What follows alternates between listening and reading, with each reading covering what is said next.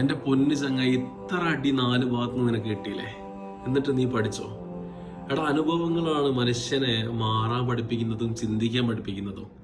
ഈ അനുഭവങ്ങളൊക്കെ ഉണ്ടായിട്ട് വീണ്ടും നീ അതേ സ്റ്റാൻഡിൽ ഇങ്ങനെ ഇരിക്കാനാണ് തീരുമാനം എന്നുണ്ടെങ്കിൽ ലൈഫ് മൊത്തം അങ്ങനെ ഇരുന്ന് പോവുകയുള്ളൂ കേട്ടോ.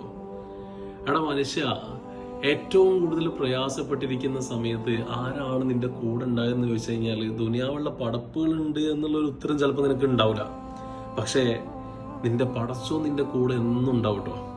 എന്തിനാണ് പടച്ചോന് 5 നേരത്തെ നിസ്കാരത്തിന് വേണ്ടിയിട്ട് നിരങ്ങനെ പള്ളിയിലേക്ക് ഹയ്യാൽ സ്വല ഹയ്യാൽ ഫല എന്നാണ് ക്ഷണിക്കുന്നത്?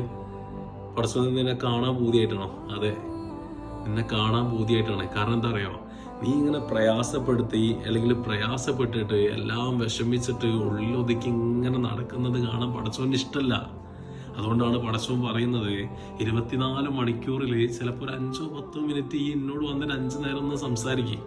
എനിക്ക് ഡയറക്റ്റ് സംസാരിക്കാൻ പറ്റില്ല എന്നുണ്ടെങ്കിൽ നീ ആംഗ്യ ഭാഷയിൽ പറ.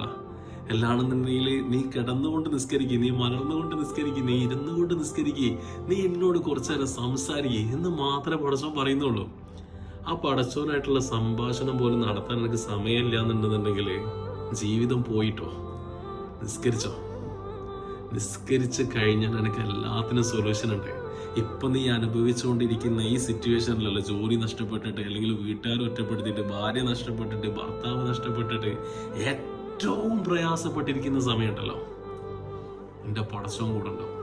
നിസ്കാരം കഴിഞ്ഞിട്ട് ആ പള്ളീൻ്റെ കൊലയിക്കലോ എല്ലാണെന്നുണ്ടെങ്കിൽ വീട്ടിൽ നിന്ന് നിസ്കാരം കഴിഞ്ഞിട്ട് ആ മുസല്ലയിലും ഇരുന്നിട്ട് കുറച്ച് നേരം പടച്ചോനോട് പറ, ഞാനങ്ങനെ ആകെ ഇടങ്ങാറായിട്ടോട്ടുള്ളേ, എന്നെ നീ കൈവിടല്ലോ എന്നുള്ളത്. റിസൾട്ട് കിട്ടും. 1, 2, 3 ദിവസം പടച്ചവനോട് ചോദിക്കുക. റിസൾട്ട് കിട്ടിയില്ല എന്നുണ്ടെങ്കിൽ 1 കൊല്ലം ചോദിക്കുക. എടാ, ഈ ജീവിതമല്ല ജീവിതം, വരാനിരിക്കുന്ന ഒരു ജീവിതമുണ്ട്, അതിസുന്ദരമായ ജീവിതം.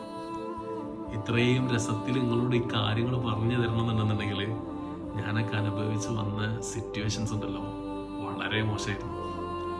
ബട്ട് സ്റ്റിൽ അൽഹംദുലില്ലാ, പ്രയാസങ്ങളുണ്ട്, പക്ഷെ സമാധാനമുണ്ട്. സമാധാനം തന്നെ എന്താണ്? നിസ്കാരമാണ്. നിസ്കരിക്കൂലേ? നിസ്കരിച്ചോ.